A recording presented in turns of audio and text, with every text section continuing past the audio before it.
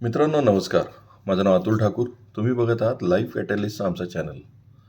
Life catalyst private limited ही company आमची committed आहे स्मॉल अँड मिडियम बिझनेस आणि व्यापारी यांचे व्यवसाय चांगले चालले पाहिजे आणि त्यांचं कौटुंबिक आयुष्य ग्रेट असलं पाहिजे. मित्रांनो, बरेचसे पार्टिसिपंट्स आमच्या वर्कशॉपमध्ये विचारतात की नेमक्या अशा काही गोष्टी सांगा, ज्याला असं म्हणूया की ह्या 2-3 गोष्टी फॉलो केल्या तर आमचं व्यावसायिक आयुष्य ग्रेट होईल. अशा वेळी मी 3च गोष्टी सांगतो प्रत्येकाने प्रॅक्टिस करायला हव्यात किंवा त्या सगळ्यात जास्त महत्त्वाच्या आहेत असं मला वाटतं.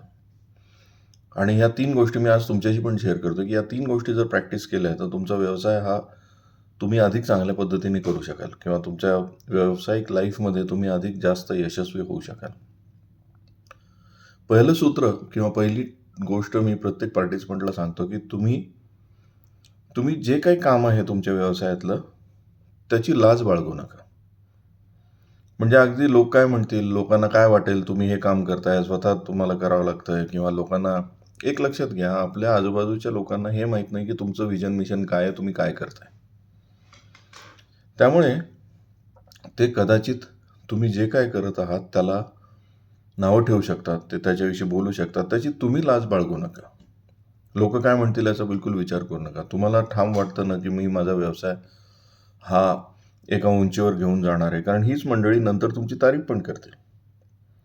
सो तुमच्या कामाची लाज बाळगू नका. काही असेल, वाटेल ते असेल, ते छोटं मोठं असेल आणि तुमच्या व्यवसायातली एखादी छोट्यात छोटी गोष्ट जरी तुम्ही करत असाल, जी कदाचित तुम्ही नोकरी करत असता तर नसते केली, त्याची लाज बाळगू नका. सो पहिले कुठल्याही कामाची स्वतःच्या लाज न बाळगणे. दुसरी गोष्ट, लोकांच्या टीकेला बिलकुल उत्तर न देणे किंवा त्याचा मनावर न घेणे. एक लक्षात घ्या, तुम्ही जोपर्यंत यशस्वी होणार नाही तोपर्यंत कदाचित तुमच्यावर टीका होईल आणि ती घरातनं पण होईल. तुमच्या घरातले लोक टीका करतील, तुमच्या जवळची माणसं टीका करतील, तुमच्या आर्थिक परिस्थितीबद्दल टीका करतील. कारण तुम्ही व्यवसाय किंवा व्यापार करत असाल तर तुम्हाला कदाचित काही वर्ष तो फायनान्शियल फ्रीडम नाही मिळणार. कम्पॅरेटिव्हली नोकरीमध्ये तो पहिल्याच दिवशी चालू होतो.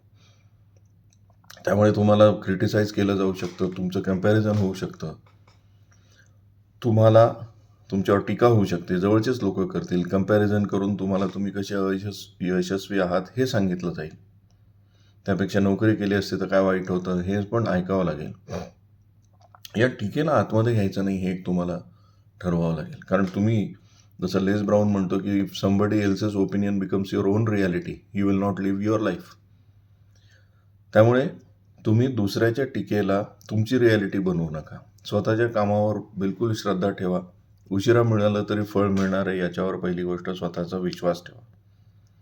बिझनेस हे दुसऱ्या दिवशीपासून पैसे देणारं झाड नाही आहे, हे लक्षात घ्या पहिली गोष्ट.